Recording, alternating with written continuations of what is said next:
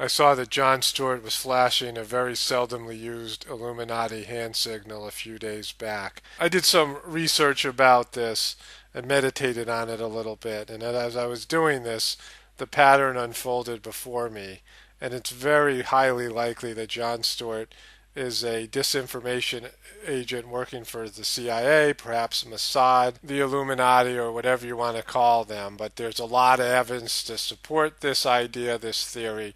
So let's get into it and you guys can judge for yourselves. Personally, I've always been a fan of Jon Stewart and The Daily Show. I think what they do over there is brilliant, or the brand that they've created, the Jon Stewart brand that they've created over there. I think that is very artistic and very clever, but I think it's also very evil and has a very negative effect on all the people that are watching it.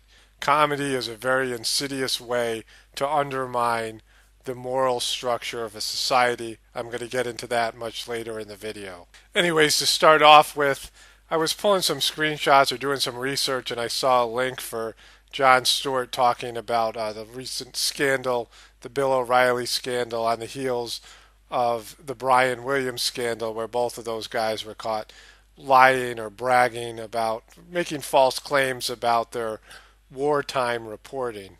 I think I watched it because Jon Stewart's just about to retire, or just announced his retirement.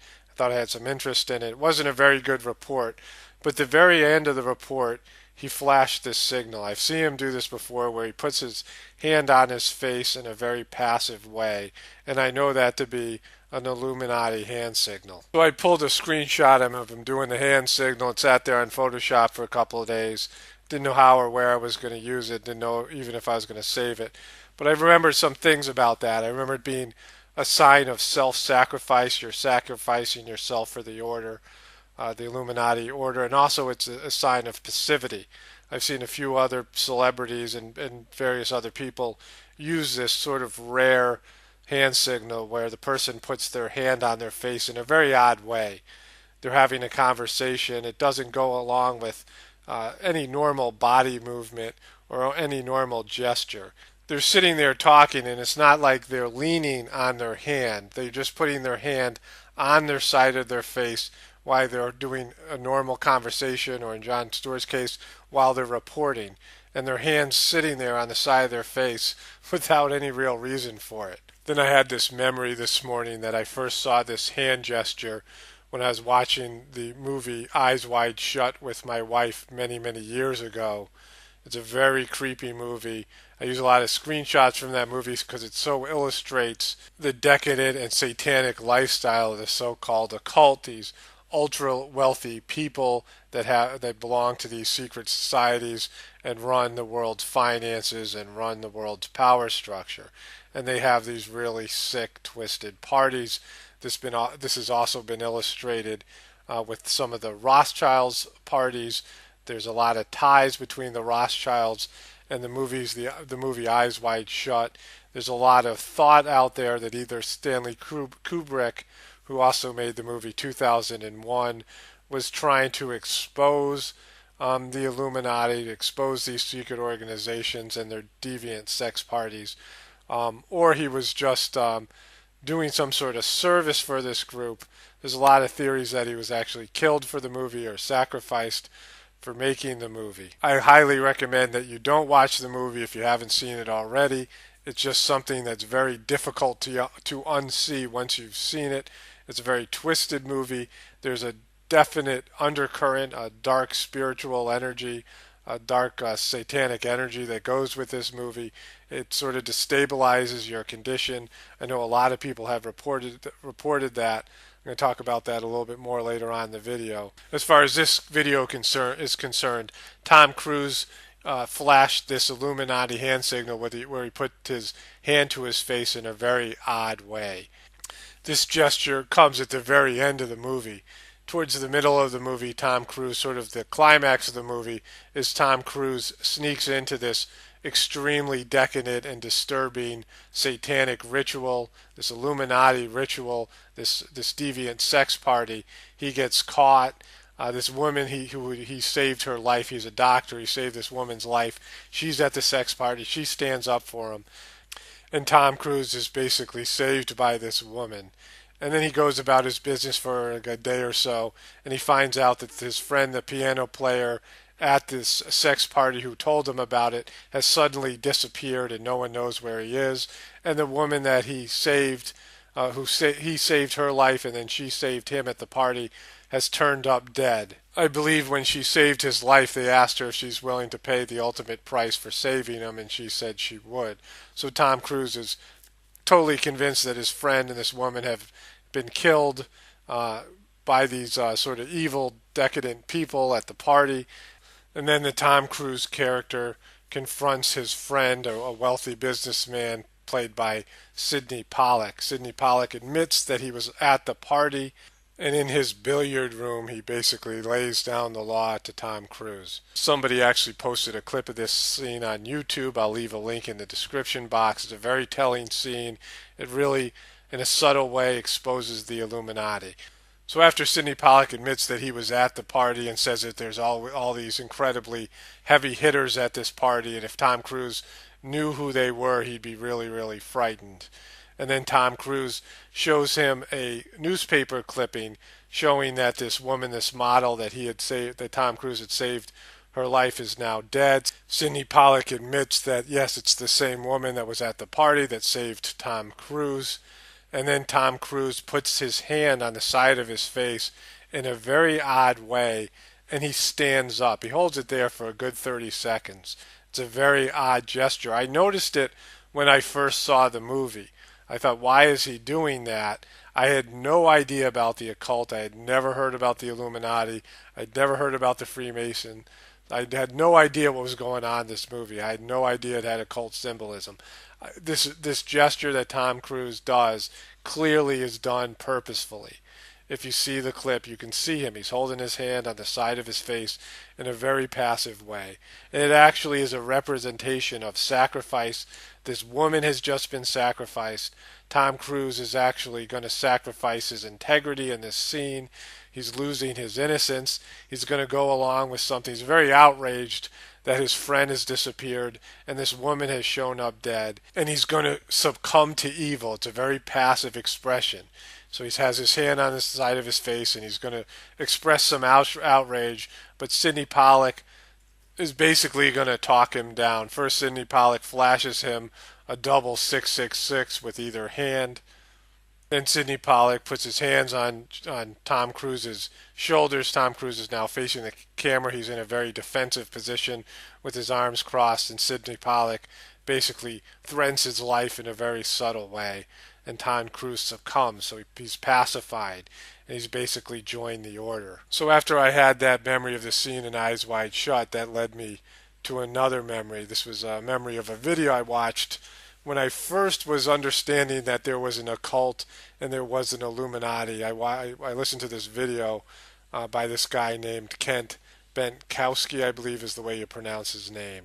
This guy had a blog named the Kent Reversey Papers, and so I watched this video which was about the movie Eyes Wide Shut. He starts off the interview and he talks about how he was at a dinner party with his wife and another two couples, I believe, who had watched the movie The Eyes Wide Shut, and they had a similar experience to my wife and I after watching the movie. They were completely destabilized, and this guy Kent Benkowski ended up walking them through the movie and explaining the symbolism, which was very helpful. I'll leave a link in the description box. I found this interview. They deleted the original interview that I listened to, but I found another copy on YouTube.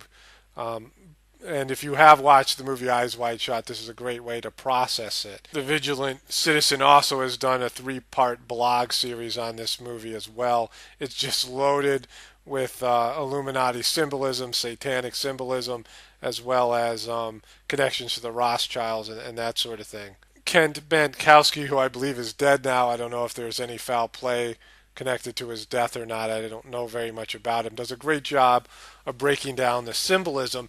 And then he came to that scene at the end of the movie, which I had remembered at the time.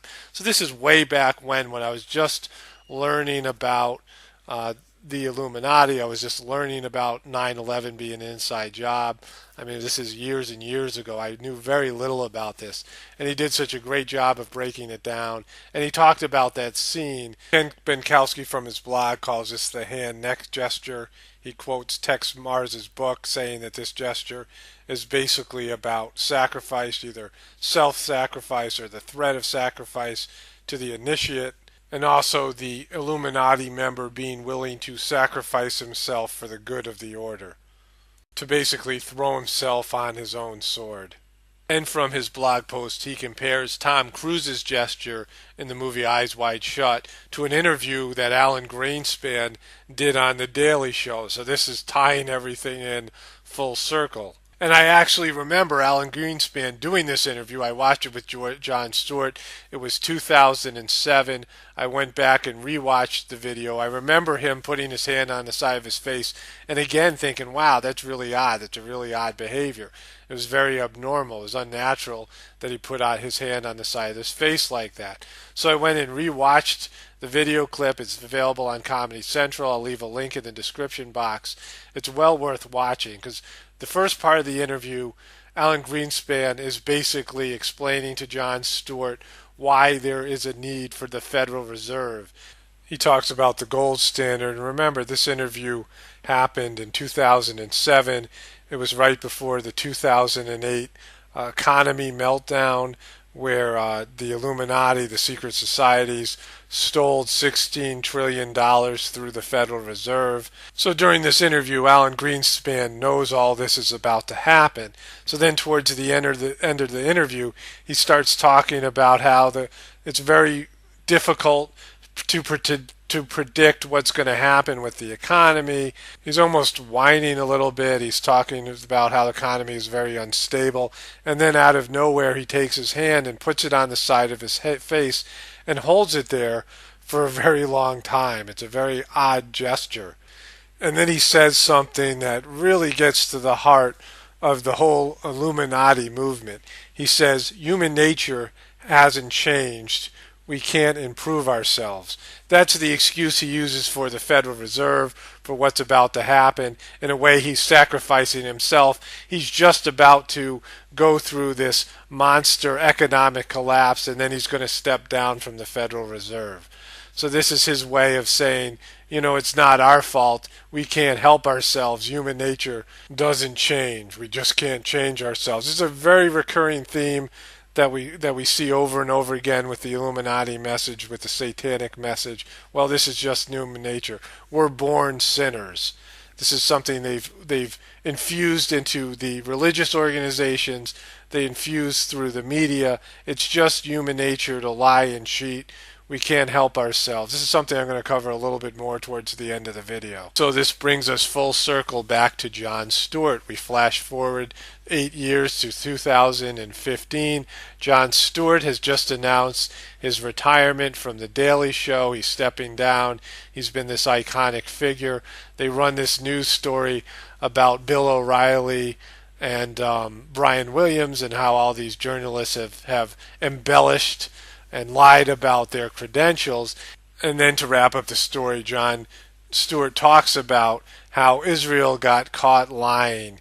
They flashed the graphic of Benjamin Netanyahu giving that famous speech at the UN where he's holding up a bomb and saying that Iran is 90% there, 90% of the way there to make a nuclear weapon. Then Jon Stewart points out, what a lot of you already know, that a couple weeks after Netanyahu gave this speech, the Mossad released a report saying that Iran is nowhere near building a nuclear bomb. Jon Stewart cuts away to an Al Jazeera report with this information in it, and they start off with a very odd graphic where the Israeli star, the Star of David, is placed in the middle of this giant Illuminati eye.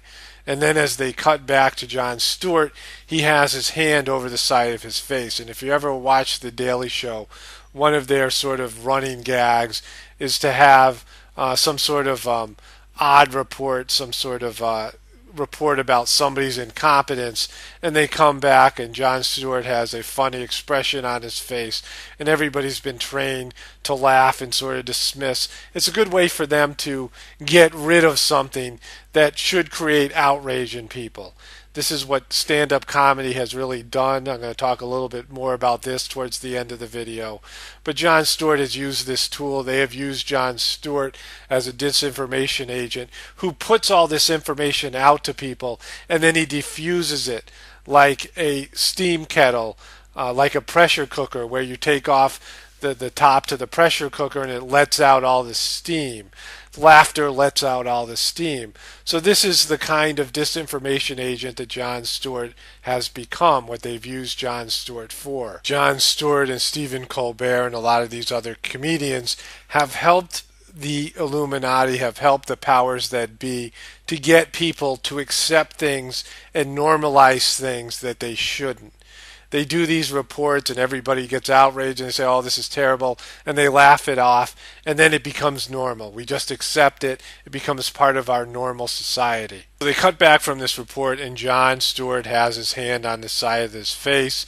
This is something that is staged. Again, this is a running gag they have on Comedy Central on The Daily Show, and they use this opportunity where Jon Stewart is going to be in a pose after they return from a video clip. And there he is with his hand on his face for a very long time. It's probably about 15 or 20 seconds.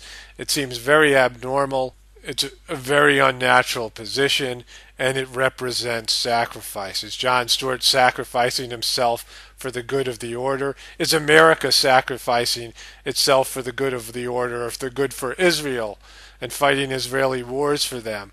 What is this? What is actually the sacrifice that's being demonstrated? There's a lot of possibilities here. You guys can all voice your own opinions in the comments. I'd like to hear what other people think about this. I know this isn't the first time that Jon Stewart has made this hand gesture. Actually, I pulled a screenshot for something that had to do with the IRS. I never did a video on it. I have no memory of why I pulled the screenshot, but there's a picture of Jon holding his hand. This time it's over his eye as well, but I've seen him do it just on the side of his face.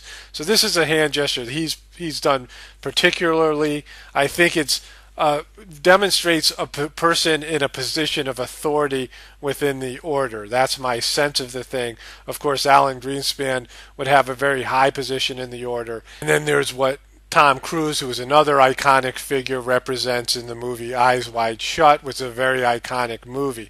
So here's we see this very rarely used gesture and how it's played out in these three different areas. But going back to Jon Stewart, we're just beginning to go down the rabbit hole because there's so much more information here. Then I started having memories about his movie that he just released in the past year. Jon Stewart released a movie and it was very negative towards the Iranian people and the Iranian government. And the Iranian government claimed that Jon Stewart was a CIA Mossad agent and he was doing disinformation, which of course Jon Stewart mocked. The movie originated from a report The Daily Show did. They sent a correspondent to Iran, Jason Jones, and he interviewed an Iranian reporter. And that Iranian reporter was arrested because the Iranian government felt that Jason Jones, this fake reporter from The Daily Show, was a CIA agent and that this reporter was giving information to this comedian. Now, on the surface, most typical American people would say this is just an Islamic paranoid government that's making an outrageous claim. Clearly Jon Stewart, clearly Jason Jones, clearly The Daily Show is not connected in any way to the CIA. They're comedians, they're jokesters, they do fake news, they make light of news. But they did a very hard-hitting piece on the elections in Iran. And then the Iranians arrest this reporter, and then he writes a book, and Jon Stewart does a movie about how this reporter goes through all this torturous, this Islamic torture that he goes through to eventually be released. So that's Jon Stewart's movie. But why would the Iranians think that something as silly and as light and inconsequential as The Daily Show could actually be a CIA front. And now all these people would say, yeah, that's ridiculous, and just dismiss it out of hand. But what evidence do we have as Americans that this is actually true, or this could actually be true?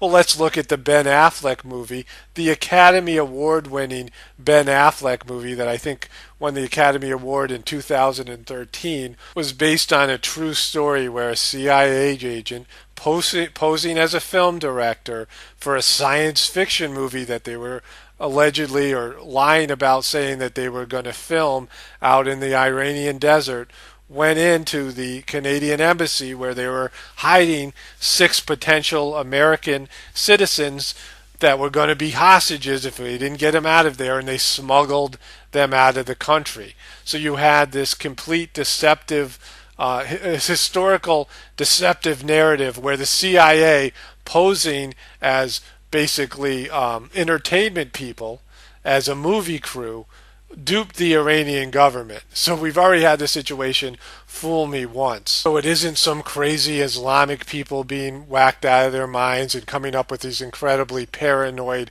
ideas. This has already played out. This is a historical narrative that has already happened to them. And then there's, of course, the fact that the CIA, 60 years ago, they've just admitted to this on the 60-year anniversary, Operation Ajax, where the CIA created a civil disturbance by bribing a bunch of thugs to create dissension and overthrow the highly popular and very moderate leader who was about to take a lot of the profits from British Petroleum.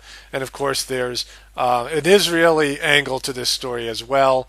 So the CIA went in there and took out this moderate, democratically elected leader. By all accounts was a very good and noble man, and they placed in the Shah of Iran, who was a very bloodthirsty, brutal dictator. His people suffered for a number of years. There was an uprising, and that gave way to the radical Islamic right-wing government they have today, and the riots and the hostage-taking, which led to the movie Argo. So what else might the Iranian government find suspicious?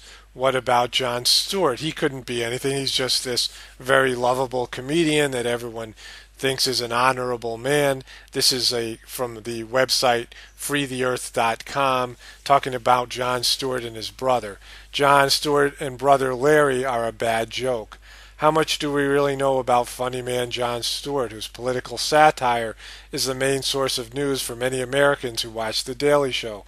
First of all, Jon Stewart's real name isn't Jon Stewart. His real name is Jon Stewart Leibowitz. He dropped the Leibowitz from his name and has changed the spelling of his middle name from Stewart to Stewart. Why? Because he wants to hide his connection to his Jewish Zionist older brother, Larry Leibowitz. John's older brother, Larry Leibowitz, is none other than the chief operating officer of the New York Stock Exchange.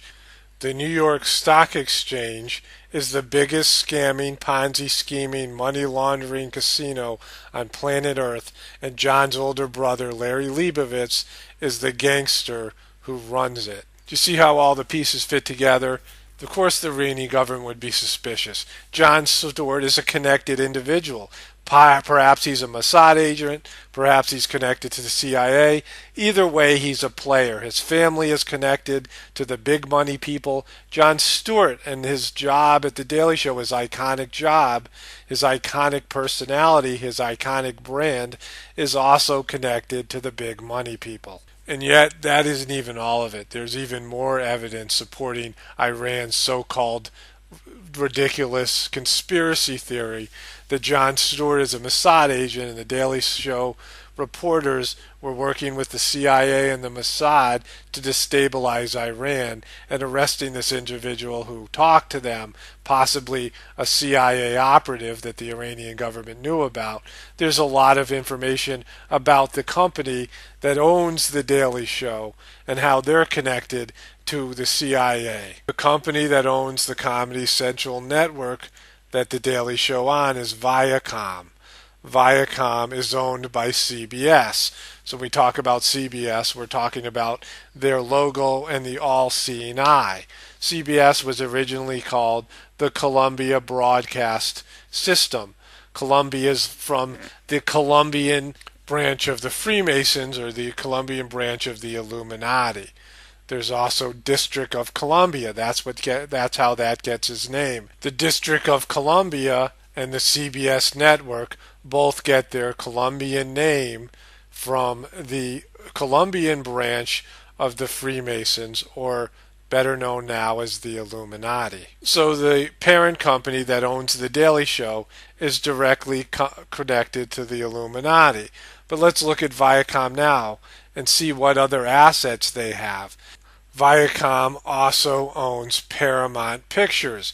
Paramount, if you remember, is the motion picture company that uses the mountain that looks very much like a pyramid as their logo. So you have the evil all-seeing eye of CBS, and then you have the pyramid-looking mountain for Paramount.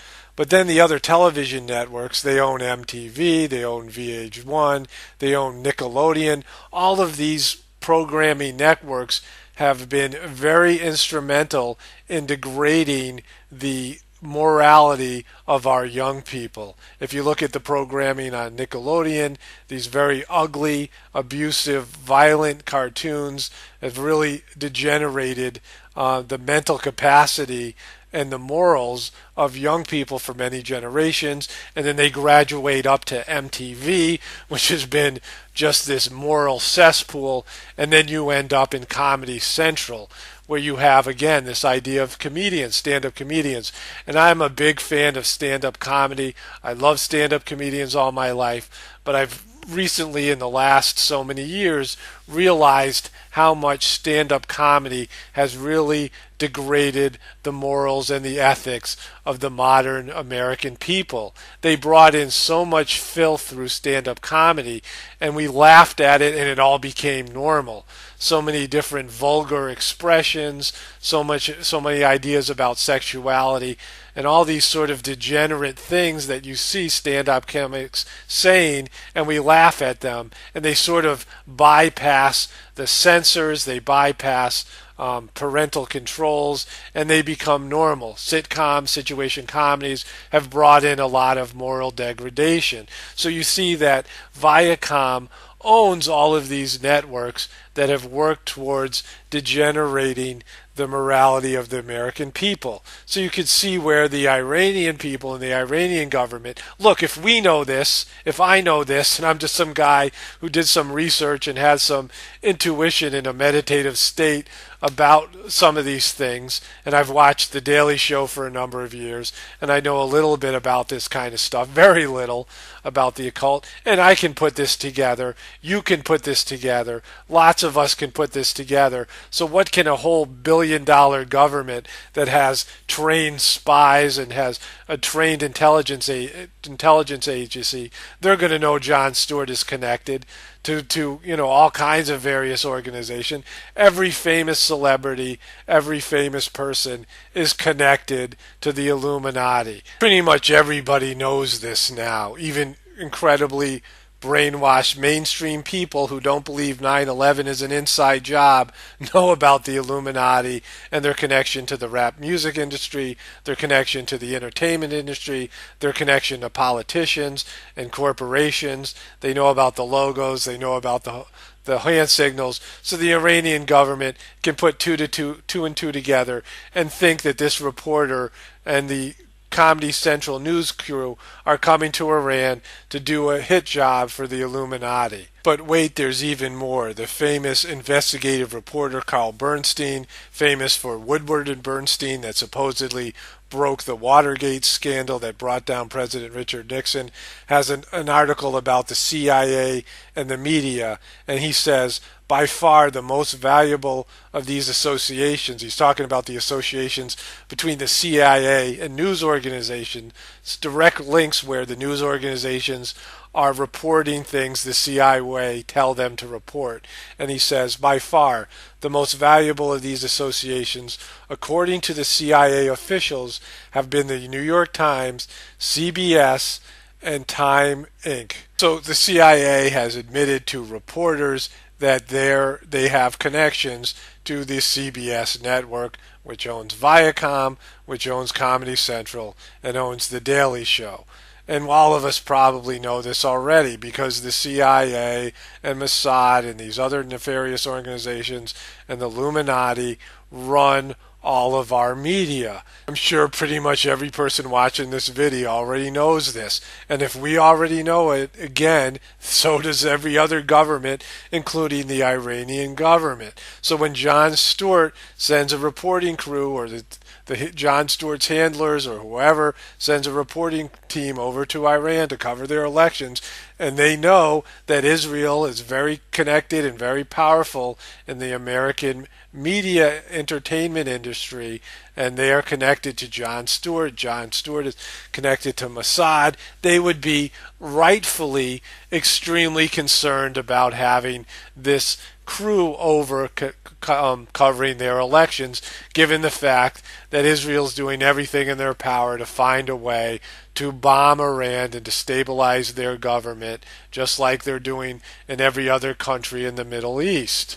So they were right to assume that this person, this reporter, this Iranian reporter talking to The Daily Show was something that was not good for Iran, and more than likely he was a double agent or a spy reporting information to his CIA or Mossad handlers through the Daily Show network. Yesterday, after I finished the narrative up to this point, an interesting thought came to me, and today I did some more research and it confirmed my suspicion. The thought was, why would the Daily Show send a reporter, a so-called reporter, to Iran? If you're familiar with the way the Daily Show does their reporter pieces, they're mainly done in front of a green screen. They almost never send somebody out, one of their actors, one of their comedians. They never send them out into the field to do a real news piece. And when they do send them out into the field, it's usually to some backwater, sort of rednecky, right-wing type place in America where the reporter goes to mock and make the people look really, really stupid. If the Daily Show comes to you and says, we want to interview you for a news piece, you say no. They're going to make you look stupid. They're going to edit in a way that makes you look stupid. They're going to make you look anti-scientific and backward. They're going to do it in a light, humorous way, but the effect is still the same. It's a divisive effect. Mocking is always a negative thing. And I'm going to get into this a little bit more towards the end of the video. So then we have this odd situation where the Daily Show goes against everything they've established as being their routine and format. Jon Stewart has said over and over again that people shouldn't trust him as a newsman, that this is a comedy show, it's not a news show. Jon Stewart for a very long time has been the most trusted newsman in all of American journalism. I think most of the polls have it where Jon Stewart is twice as trusted as any other news anchor in any of the major networks or any news reporter. So this guy has double the trust. He's established double the trust among American people. There are many American people that get their news exclusively from The Daily Show. I want to restate this, that Jon Stewart is clearly a player. I went back and did some research, and he was making between $25 and $30 million a year hosting The Daily Show. He's worth more than $80 million. His brother is the chairman on the New York Stock Exchange. He just got a $16 million golden parachute. I believe he was making $6 million a year. These are big-time, highly successful brothers who are established in both the highest levels of the media industry and the financial world. There's another Jewish American family, Rahm Emanuel, his two brothers. One's a highly successful doctor, I believe, and the other one is a Hollywood agent. Rahm Emanuel for many years was Barack Obama's handler. He was Barack Obama's puppet master. And then he went on to become the mayor of Chicago. I believe that he was either in Mossad or he was in the Israeli army. So he was someone with dual citizenship, with dual loyalties, a very high position. His brothers also in very high position in American society. So we see this sort of thing again, this idea of double agents. I've talked about this idea of worm tongue in another video, where you have these players who may have loyalties to another country or the secret organization. I mean, we see this throughout the media and throughout the Hollywood industry and throughout the politics, where you have these secret organizations, whether they be religious or they're from another nation or they're the Illuminati, whatever they may be, but they put these people in high positions of power, and they're there to undermine what's best for the American people, what's best for the people of the world. So you have Jon Stewart, who's clearly a player, The Daily Show, that's clearly a part of these organizations, sending a news team to Iran, and the Iranian government is justifiably concerned. So I went back and I watched all the various reports that Jason Jones did from Iran, and he clearly is doing a hit piece on the Iranian government. He's clearly doing some subconscious work on the American people, hammering home a lot of ideas. He says over and over throughout the reports that Iran is evil. They're mocking the government in various ways and then talking about how the government there is really, really oppressive. Now, the government there is oppressive, but there's a lot of oppression here in America. There's the drone strikes. There's a lot of evil here. There's a lot of evil with our close ally Israel and what they're doing in Palestine. Jon Stewart hasn't sent any of his news teams to cover all the drone strikes, say, that Americans are doing over in Iraq and other places, even here in the United States, the drone activity, or any of these arrests that people get for being a part of organic farming, where SWAT teams show up at their front door and kick open their door because they're selling raw milk, and these sort of oppressive activities. There's a lot of oppression here, there's a lot of oppression all over the world, but they chose to go to Iran right before a very contentious election where they had riots. And then Jon Stewart goes on himself to say, he admits basically that Jason Jones is a spy. They say these things facetiously, they say these things with sarcasm or with irony. It's again, they're using their comedic tools. They're saying, no, this is just a joke. But they are saying these words. The human brain on many levels doesn't process sarcasm. It doesn't process satire. On a subconscious level, on a spiritual level, there's layers of innocence within all people. So you have this very trusted newsman, you have this very trusted organization, you have a lot of people who get only their news from this Daily Show, know nothing about Iran, and then over and over again they are saying these words, Iran is evil. They're saying this.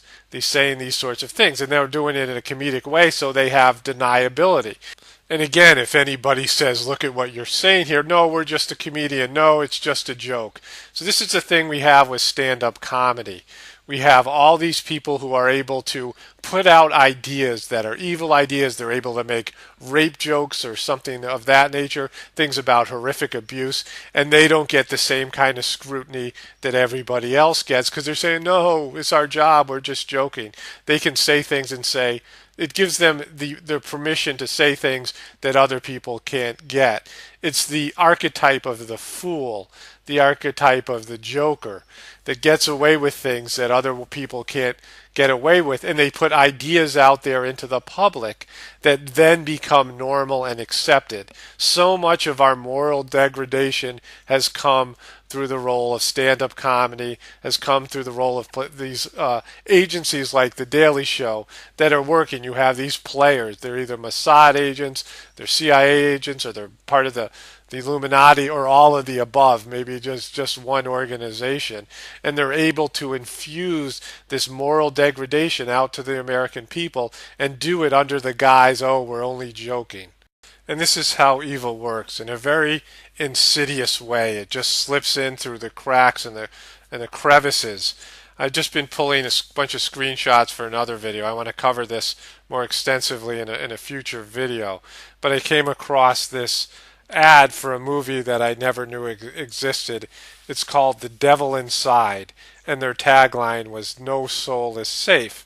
So I went and watched the trailer of the movie, and there's just the fact there are horror movies shows you how much influence there is with these dark entities, with these dark organizations, with this satanic organizations, with the Illuminati, and all these negative entities that are saturating the planet right now. The dark energy is overwhelming the planet right now. There's an imbalance between good and evil forces. And so I went and watched this video, and it's about demonic possession and exorcism. And they really want to convey the message that the devil, that the dark entities, that demons are overwhelming and they overwhelm people. But that's not how evil works at all. We are in contact with dark energies, with dark spiritual beings, with demons, with devils, with all this dark energy on a daily basis. It comes through your computer, comes through your TV, it's in us and around us. We have these beings that are all around us. We also have light beings, what people call angels, all around us as well. And they influence us on a daily basis. And it's done in a very subtle way. The dark beings use much more force and they use a lot more coercion, but they are still doing things in a much more subtle way. Same thing with what we see with subliminal messaging and how television works. All of our electronic devices have a very dark energy that's associated with them. They have a negative effect on our spiritual beings, on our spiritual bodies, the subtle bodies that all of us are made up of. And all of these dark energies have a gross effect, a very solidifying effect on our spiritual bodies. And so we are in contact with both light and dark energy all the time. And evil doesn't work. They're not going to throw some guy up on the Daily Show, some devil-like creature that has horns and looks like a bull and is has beet red flesh, and is going to say that he's the devil. What they're going to do is use people who have some positive qualities and characteristics. They're going to build a brand for this person, and then they're going to get this person to pass out dark energy to you. Whether it's someone like Jon Stewart on The Daily Show or someone like Katy Perry in her music video, they're going to put their symbols, they're going to put their symbolism, they're going to put their ideas out with whatever vehicle they can, whether it be music, whether it be comedy. They're going to use these mediums to transfer this energy into you. And so again, this video is just another example where I'm talking about this idea of having a connection with the divinity within you, with the God within you. Because as you build up that connection, you get to see this other stuff more clearly, and you get to build up defenses and the awakened spiritual energy that's inside your heart. The divinity that's inside your heart is able to cleanse you and help you purify yourself of all of this negative energy getting into you. So I'm going to cover this much more extensively in future videos. I'm going to talk about how to recognize this dark energy. You can just see the patterns. The patterns are there time and time again. You can see behind the facade, behind the illusion. In this case, it's the illusion of stand-up comedy. But on a much, much deeper level, all of us have God within us. And any religion and any person telling you that you don't have God within you is steering you in the wrong way. They're doing the devil's work in a sense. They're disconnecting you from your spiritual support team, from the light beings, from the energy that's within yourself, the love that's within yourself. This is the stuff that you have. These are the tools that you have to live a higher developed life on this planet, a planet that right now is saturated with dark entities and dark forces. But if you connect to the God within you, you can live a much more balanced existence, even in these dark times. And any spiritual master in any country, in any religion, any saint, any highly developed spiritual being, they were just normal people like you and I who were able to connect to the divinity within them, and they were able to undergo incredible tests, incredible battles with evil, where evil was just descending on them, and this drove them in deeper and deeper, where they connected deeper and deeper levels to the God that's within their hearts. They became more loving beings. They became a manifestation of God in human form. So this is something that's available to all of us. And you can't turn on the television now. You can't go on the internet. You can't see anything that comes from mainstream people or even the alternative media, because the alternative media, for the most part, is just covering the information in a different way, the same information that's being pumped out to all of us. They're only covering it in a different way. They're showing the same video clips. They're talking about the same subject matter. They're just talking about it from an idea that comes from the Illuminati, but they're not talking about it from the sense that there's a God within you. So they have this movie named The Devil Within, but did they make a movie called The God Within? So this is something that I've talked about over and over again. I've written books about this. I have a children's book called My Friend Within. It's about the divinity within the child. It's something that all children should be aware of, that all children should have this idea put in front of them. It's just about to wrap this video up. The video was originally going to end here, and I had another breakthrough. I often say in my videos, I often write in my comments that I don't believe in accidents. I believe things are scripted to a large extent in terms of our materialized manifesting themselves from a spiritual plan ahead of time. And what started out is me seeing this picture, this pose that Jon Stewart, this Illuminati hand gesture that Jon Stewart threw out there, and I pulled a screenshot. That's all the information I had 3 or 4 days ago when I originally pulled this screenshot.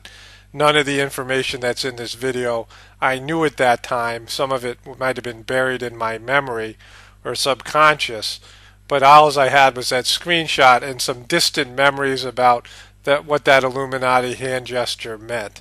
I didn't have any of the other information that I've presented in this video. But by digging in and starting the narrative and starting to pull screenshots and doing some research and thinking about this, walking around in a meditative state, the pattern started to unfold, and then this video came to life as you see it now. The truth is always there for us to discover it. It's just that we have to open up to it and concentrate on it, to think about it a little bit and watch it unfold. It grows like a plant in front of us. So another piece to this puzzle. While I was making this video, I happened upon the movie The 12 Monkeys, and I'd seen this movie years and years ago. It was released in 1995. I probably watched it on video in 1997 or 1998. Forgot everything that was in the video.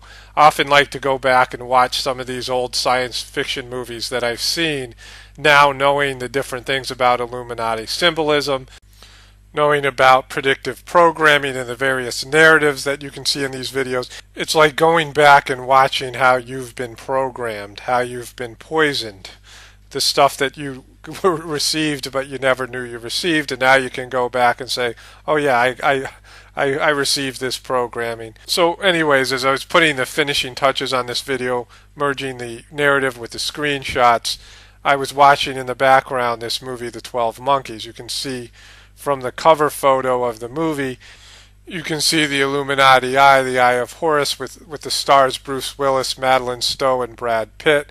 And so right there you see Illuminati symbolism back there in 1995. So I was watching this movie, and then there's this hand gesture. Bruce Willis puts his hand on Madeline Stowe's face, very similar to the way Jon Stewart and Tom Cruise and Alan Greenspan all did the same gesture, and I knew from the ending of the movie, the way the movie was playing out, there was going to be a sacrifice. These two characters were sacrificing themselves, and there was a larger sacrifice. So I thought, all right, this is definitely going to be tied in to the video I'm making. So I went back and looked through the movie and pulled a bunch of screenshots. So first of all, before I get into the plot, there is a ton of predictive programming. There's always is in these science fiction movies. The movie's set in 1997, and it was released, I believe, in 1995. So it wasn't something that was deep into the future, and yet it was just loaded with predictive programming. There was a character played by Brad Pitt who's extremely mentally ill, and he goes on a rant about transhumanism, how they are creating a cyber mind for him. They've taken all of his thoughts and uploaded them to a computer.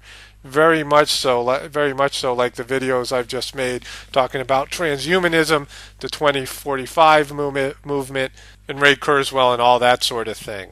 So back in 1995 when they made this movie, they already were talking about what they were going to do in 2045, moving towards transhumanism. So the next piece is that the main character, Bruce Willis, later on in the film, takes out two of his molars that have RFID chips in them. So they're already talking about this predictive programming. A lot of people are aware that they have been putting RFID chips in our teeth and our fillings for a number of years. Lots of people have these chips already. So again, back in 1995, they were already training us, they were already programming us with transhumanism and RFID chips. But the main pieces of predictive programming and the main plot line is about 9/11. There's a lot of 9/11 symbolism in there. Again, this movie was released in 1995.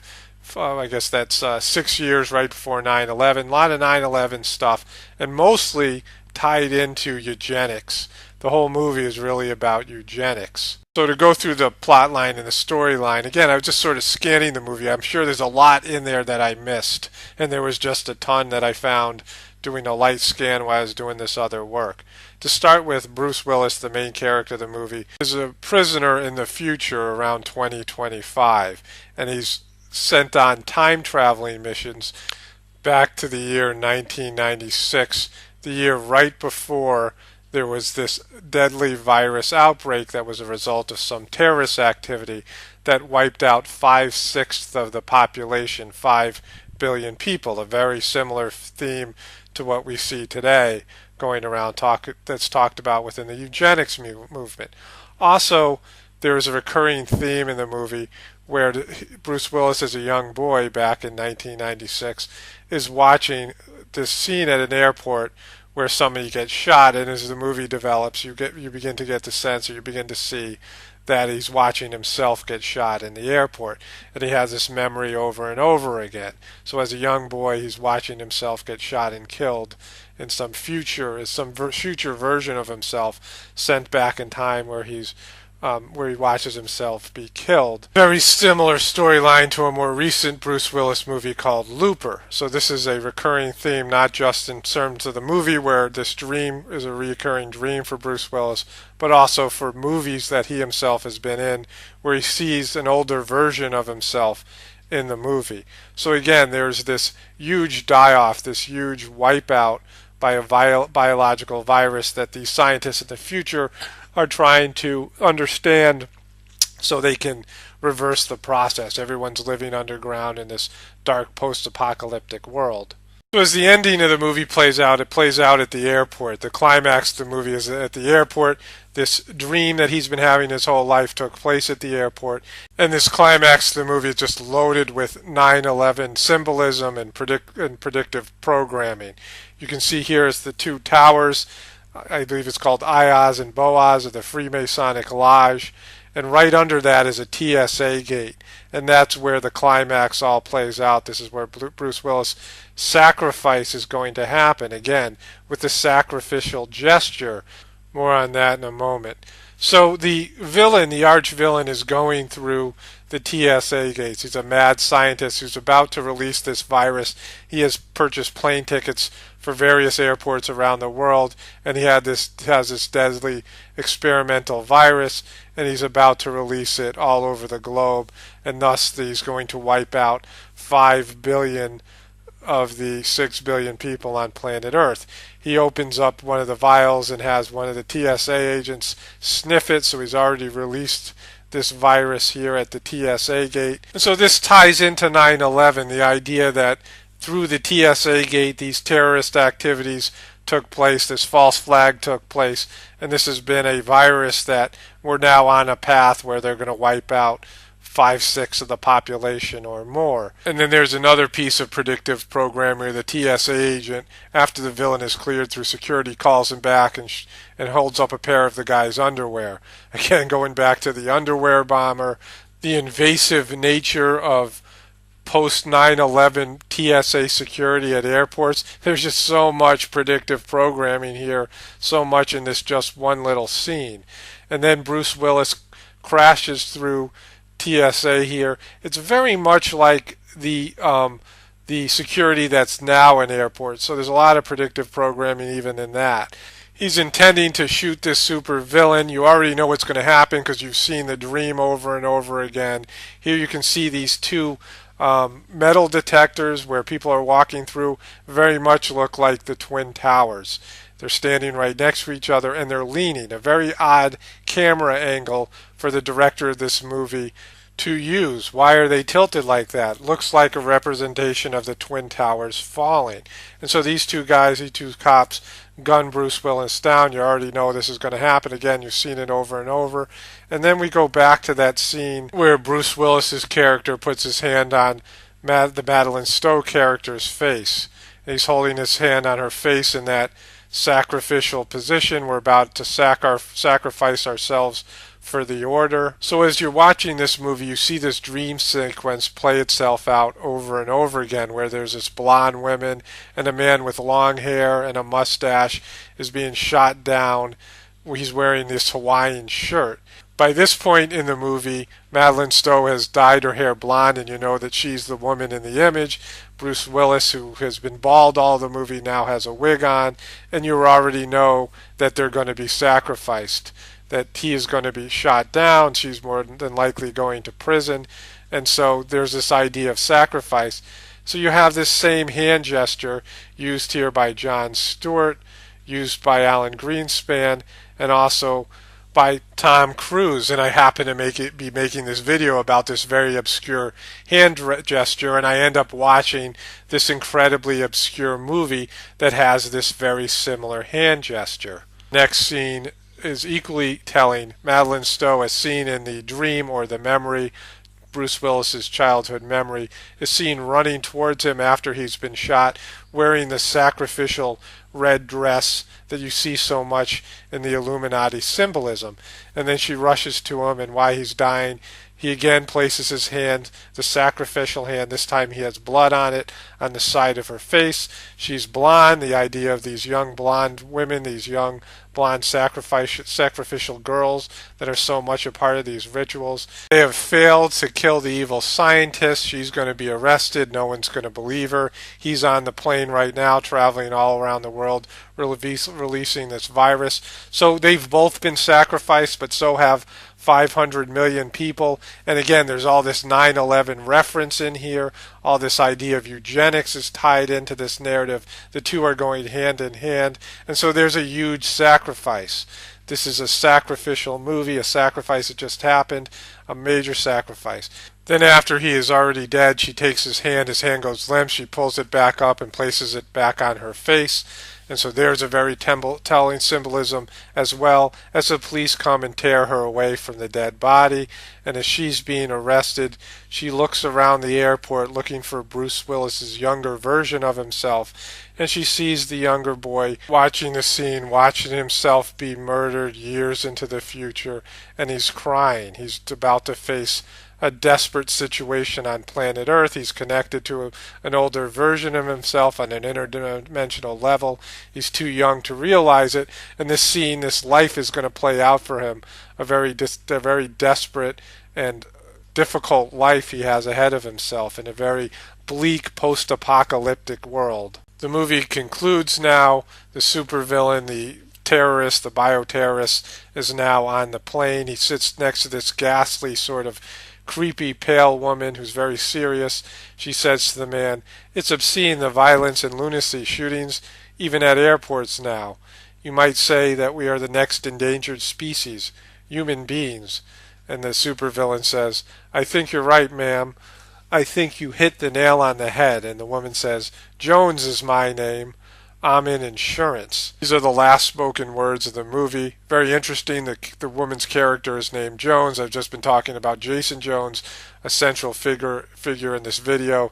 You can draw your own conclusions. It's also worth noting that the actress Carol Florence plays a dual role, one that takes place in the beginning of the movie and then one that takes place in the end of the movie. She plays this cryptic character Jones, who's an insurance salesman. She also plays an astrophysicist, one of the evil scientists that are in charge of with sending Bruce Willis back into time. So that's another very interesting choice.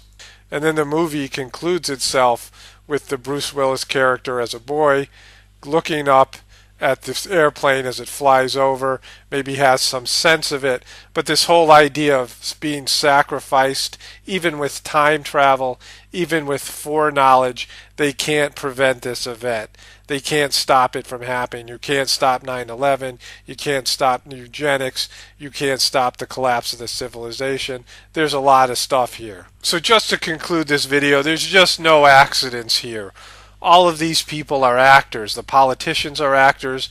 The comedians are actors. Rappers are often trained actors. These are people who trained as actors and had schooling as actors.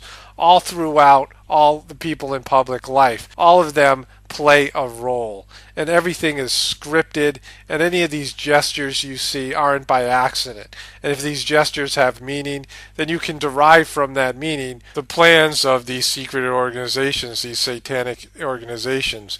When Alan Greenspan used this gesture in 2007, it was right before the economic collapse. When Tom Cruise used this gesture, it was in 1999, just before 2001 and 9/11. So what this gesture by Jon Stewart means, I don't know. War with Iran, depopulation, eugenics, it probably means something big. If you got any ideas, you have any input, please leave a comment in the comments. That's all for this video.